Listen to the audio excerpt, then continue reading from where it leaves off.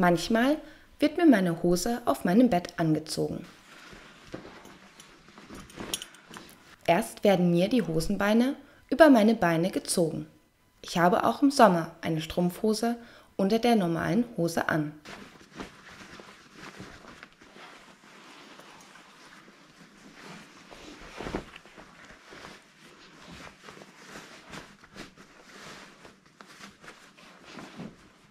Na, so, jetzt.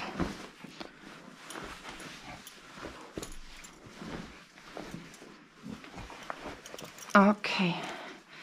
So, Achtung. Ich werde auf den Bauch gedreht. So kann man mir am besten meine Hose über den Po ziehen.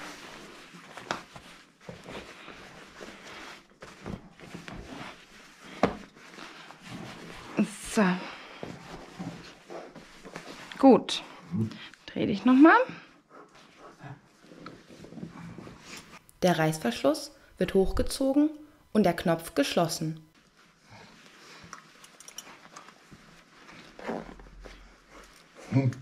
Der Gürtel sorgt dafür, dass die Hose bleibt, wo sie sein soll.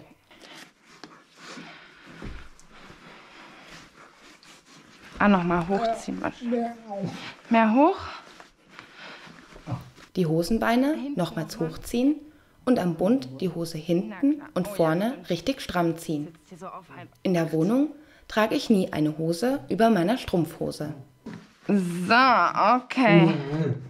Passt? Ja. Okay. Gut. Sehr gut.